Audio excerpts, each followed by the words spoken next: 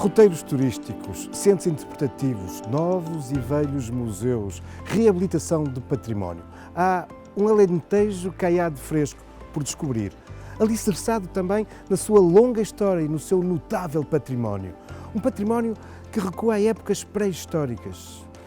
É, por exemplo, muito importante o conjunto de monumentos megalíticos, antas, menires, cromlechs, que constituem aquela que é uma das mais antigas arquiteturas em pedra de toda a humanidade. Notável é também a herança romana, com lugares emblemáticos como a cidade da Amaia ou em Troia, aquela que é a maior indústria de conserva de peixe de todo o Império Romano.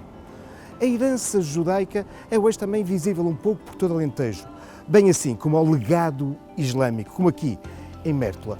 Um domínio que irá perdurar até ao século XIII, mas que é marcado nos últimos 200 anos por uma grande conflitualidade com os vizinhos cristãos do Norte. Daqui, deste confronto entre mouros e cristãos, irá resultar também um património que é caracterizado por um grande conjunto de fortificações e, abrigado por essas fortificações e por essas muralhas, irão também desenvolver-se importantes centros históricos.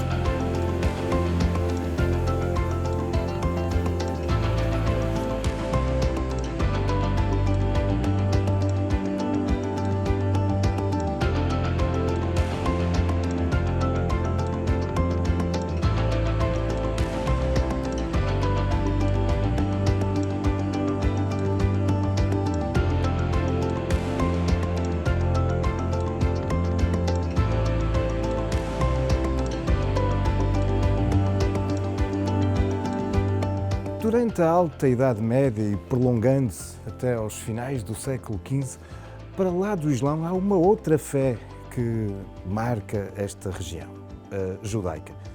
Até hoje são muito relevantes os vestígios de antigas comunidades de judeus no Alentejo. E aqui, em Castelo de Vide, essa presença é marcante. E isso mesmo é sublinhado por este espaço museológico naquilo que terá sido uma antiga sinagoga. No seu interior, o Presidente da Câmara Municipal, António Pita, aguarda-nos para uma interessante conversa. Bem-vindo. Obrigado. Sr. Presidente, hoje uma das frases de promoção turística de Castelo de Vide é um destino 6 estrelas. Porquê? É verdade, precisamente porque é a forma de nós afirmarmos aquilo que nos diferencia em termos do nosso património cultural, que é precisamente a herança judaica. A herança judaica que se deve muito àquilo que aconteceu no final da Idade Média, princípio da Idade Moderna, precisamente após a expulsão dos judeus em 1492 pelos reis católicos de Espanha.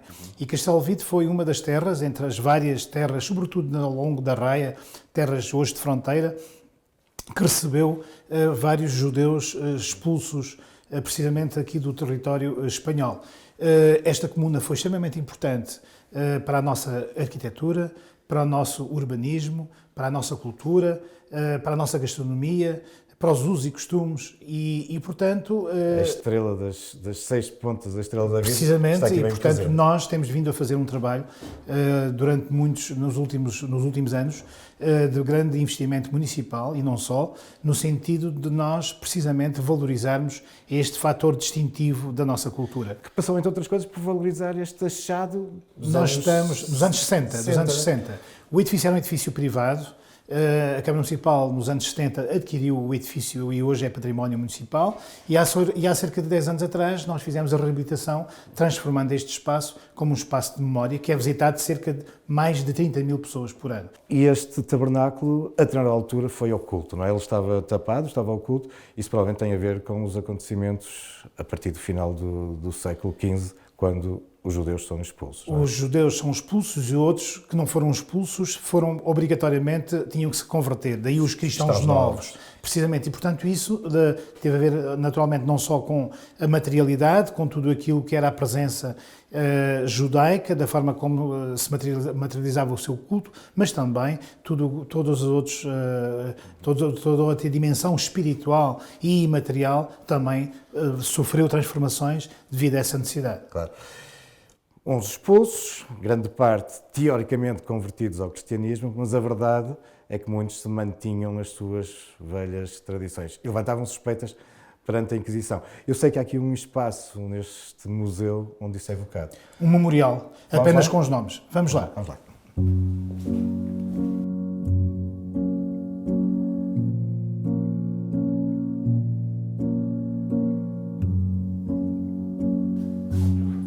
Cá estamos num espaço de memória, um espaço sagrado, onde, de facto, são aqui recordadas todos os nomes dos judeus que tiveram processos de Inquisição. De Castelo Alvide, cerca de 270 processos individuais, que retrata bem a importância que a comunidade judaica tinha na nossa comunidade. E entre estes nomes... Garcia de Horta. Estou a ver ali... Catarina de Horta, irmã de Garcia de Horta, aquele que mereceu maior distinção, considerado o médico do Renascimento, talvez o mais famoso. E sei que aqui no museu também é evocado num outro espaço, não é? No espaço da diáspora, exatamente.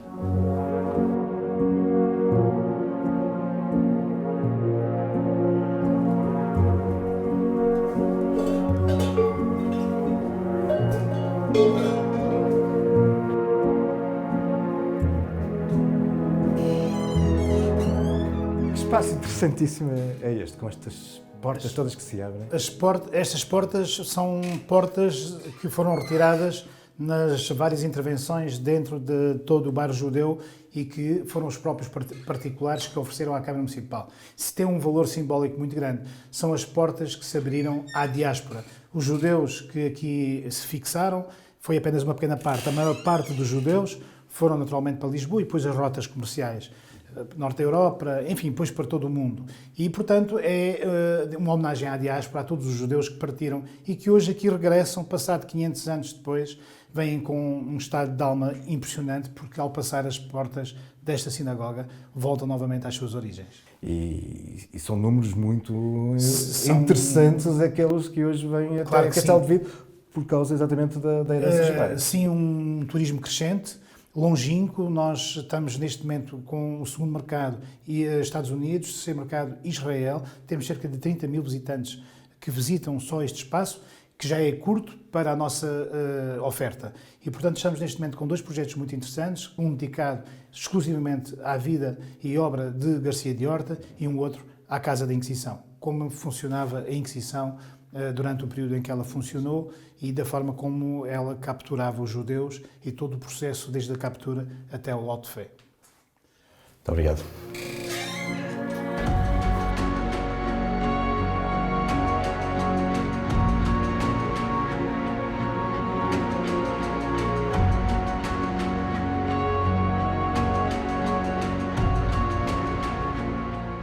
Mas para lá da longa e decisiva herança islâmica, para lá da presença judaica, a baixa Idade Média ficará marcada no Alentejo, obviamente, pela expansão senhorial do norte da península, aquilo que a historiografia tradicional irá depois designar como a Reconquista cristã.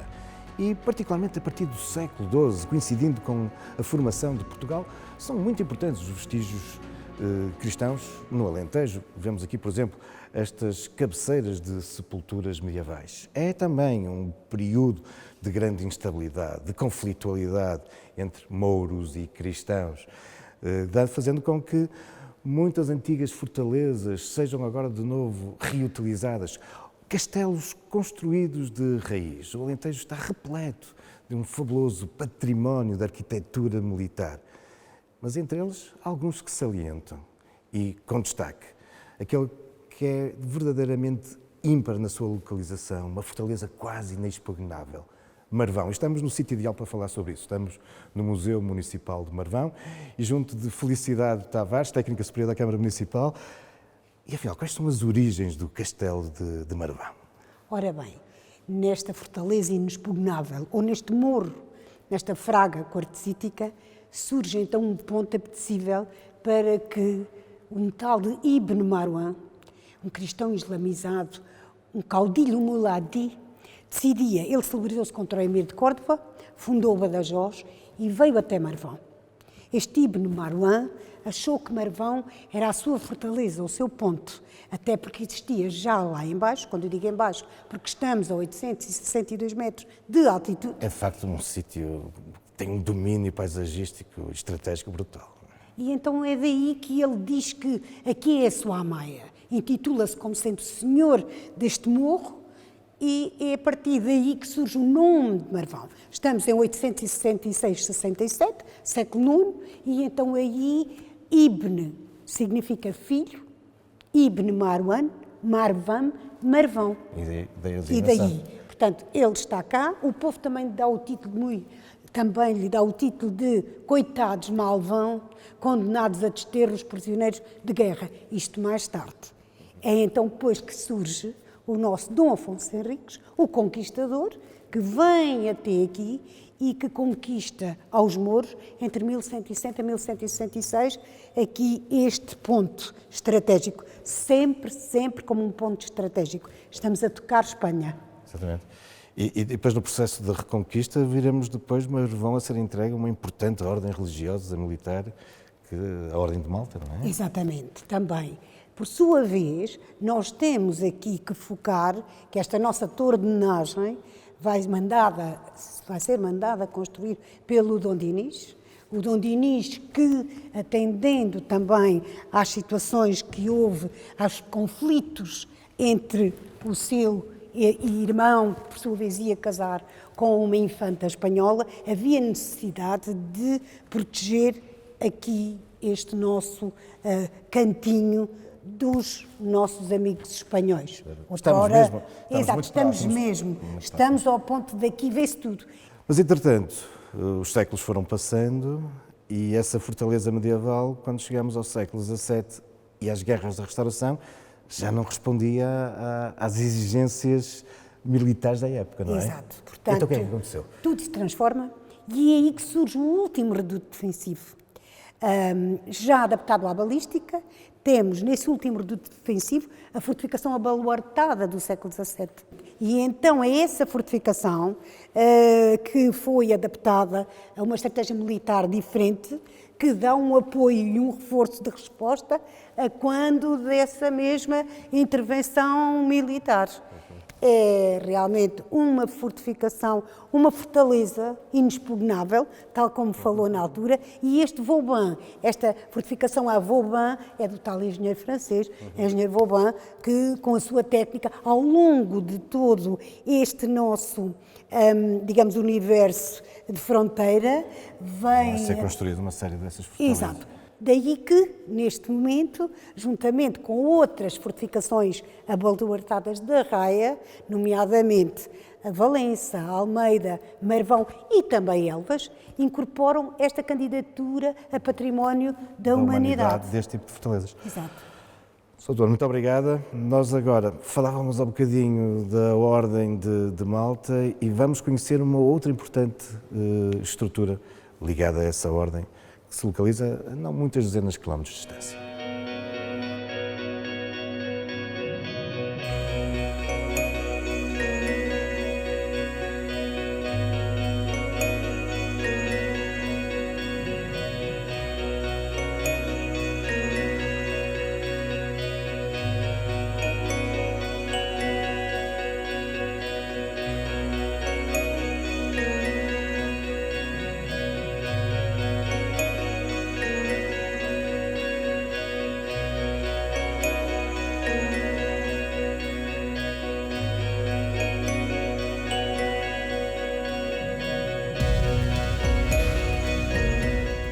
Estamos agora no concelho do Crato, na povoação de Flor da Rosa, no interior de uma igreja que é também uma fortificação. Estamos naquele que é um dos maiores mosteiros fortificados da Península Ibérica. O mosteiro da Ordem dos Cavaleiros São João de Jerusalém do Hospital, os Hospitalários, que ficaram depois também conhecidos como a Ordem de Malta. Foi em meados do século XIV, por volta de 1340, que o fundador deste mosteiro, Dom Álvares Gonçalves Pereira, pai de Dom Nuno Álvares Pereira, vai fundar um mosteiro aqui neste local, onde já provavelmente existiria um pequeno cenóbio. Isto recorda-nos também a importância que as ordens religiosas militares tiveram no processo da reconquista cristã, nomeadamente aqui no Alentejo, com ordens de grande destaque, não só os hospitalares, mas, por exemplo, também o importante papel da Ordem de Santiago de Espada. Aqui, na Flor da Rosa, este mosteiro vai ganhar uma grande importância militar, mas também simbólica. Aliás, será para aqui que será transferida a sede da Ordem, que originalmente se encontrava em Lessa de Balio, bem a norte, e agora o prior do Crato passará a ter também uma figura de destaque. E é aqui que vai ser erguida esta igreja, imponente. Estamos perante aquela que é uma das mais altas igrejas góticas do nosso país, mas onde muita da espiritualidade destas ordens religiosas militares é bem evidente. Não só na sua monumentalidade, com esta grande verticalidade, mas também numa igreja que a sua arquitetura é muito despojada, muito simples, sem grandes motivos artísticos. Uma ordem que irá permanecer até a extinção das ordens religiosas no nosso país em 1834. A partir daí entra em ruína acelerada. É só em meados do século XX que o mosteiro começará a ser reabilitado. Muito mais recentemente, foi objeto de uma profunda intervenção, dando origem a uma pousada, um projeto de Carrilho da Graça. E ao mesmo tempo que outras áreas do mosteiro, como o seu belo claustro e outros espaços, foram também convertidos em áreas de grande interesse cultural, abrigando, por exemplo, um núcleo de estatuária medieval mariana do Museu Nacional de Arte Antiga.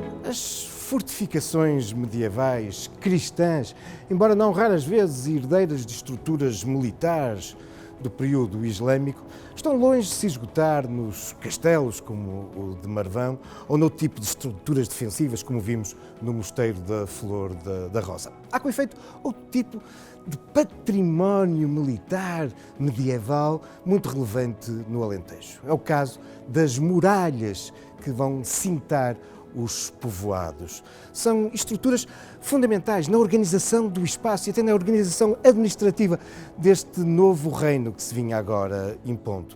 Algumas são verdadeiramente monumentais, como é o caso aqui das muralhas de Porto Alegre ou então as de Estremoz, ambas datadas dos finais do século XIII, o que nos diz bem de como elas são, de facto, importantes no momento de consolidação do reino de Portugal. As muralhas de Estremoz são imponentes. Apresentavam 22 torres e delimitavam a área do povoado que era servido por 20 cisternas. Entre as muitas construções que se destacavam no interior das muralhas, notava-se com grande imponência o Paço Real, hoje transformado numa pousada. É um espaço com uma torre gótica imponente e que está muito associado à figura da Rainha Santa Isabel, que aqui faleceu em 1336. E se no caso de Estremoz a construção do castelo e das suas muralhas se devem ao rei Afonso III e ao seu filho Dom Dinis, nesses finais do século XIII, aqui, em Porto Alegre, sabemos que a construção do castelo data de 1290, é já uma obra claramente de Dom Dinis. E estamos também perante aquela que é uma fortaleza de dimensões muito consideráveis. As muralhas de Porto Alegre apresentavam-nos 12 torreões e 8 portas. É, com efeito, uma marca importante do património alentejano que nos chega desde a Idade Média. Mas, no Alentejo, temos outras imponentes e robustas muralhas desse tempo.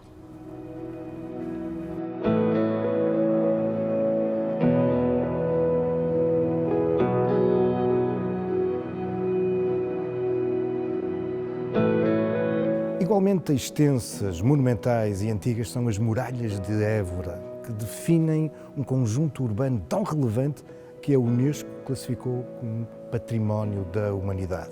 E se este centro histórico vale pelo seu conjunto, também não é menos verdade que há alguns imóveis que se evidenciam. É o caso, por exemplo, deste. Aquela que é uma das mais antigas e extensas catedrais do nosso país, a Sé de Évora. Libânio Morteira Reis é um conhecido historiador de Évora, a quem lhe pergunto de que forma é que esta catedral contribuiu para a afirmação de Évora e já agora também qual a importância da presença real e da corte que por vezes aqui se demoravam tanto tempo. Muito bem, começando talvez primeiro pelas muralhas, nós tínhamos a cerca romana, que ainda temos, bastante bem definida na estrutura e na malha urbana da cidade e que foi a muralha até à Reconquista, de 1165. Acontece que, ao longo do século XIII, houve um grande crescimento urbano, a grande atratividade da cidade relativamente ao campo, a sua prosperidade, enfim, também as suas tentações do mundo, chamemos-lhe assim. É mesmo um crescimento muito significativo, Cresceu 6 vezes e então foi necessário proteger com uma cerca nova, como nós chamamos, e que é do século XIV, portanto, Dom Afonso IV, a partir de 1350, até final do século, até já com Dom João I.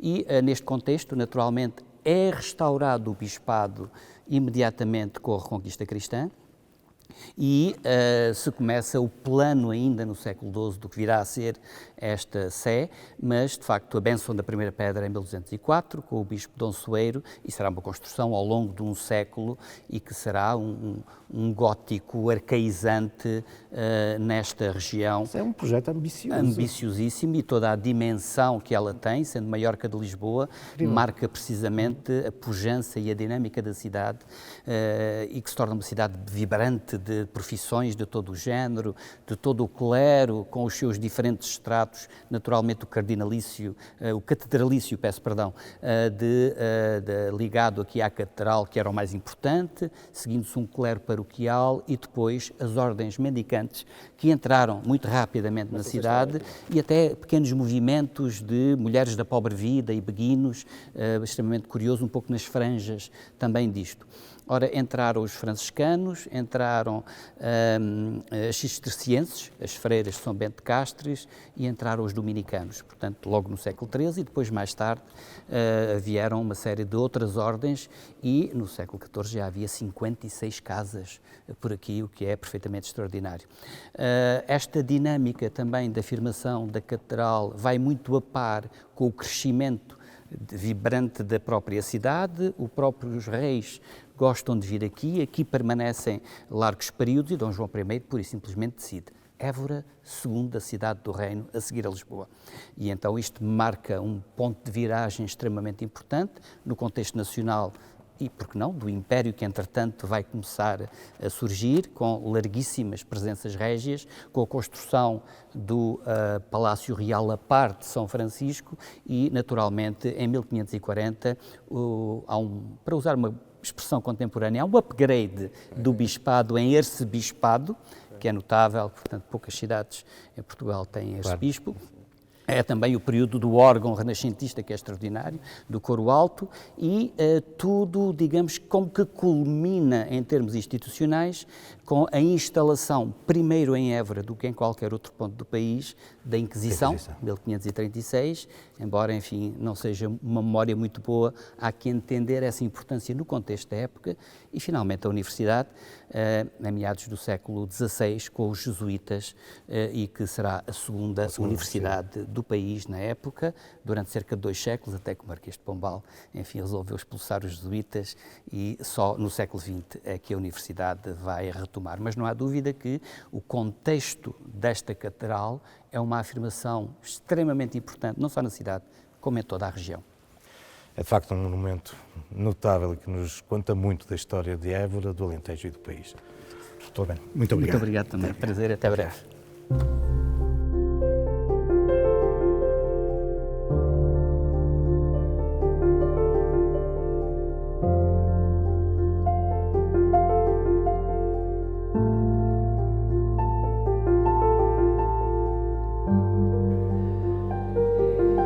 A Catedral de Évora, e estamos no seu belíssimo claustro, sublinha a importância e quão notável é o património histórico e artístico do Alentejo. São marcas indeléveis que nos chegam do passado, mas são também, hoje, instrumentos na afirmação e no desenvolvimento deste território, porque se estas janelas se abrem para a história, não deixam também de nos convidar para descobrir um Alentejo caiado fresco que está aí, à nossa espera.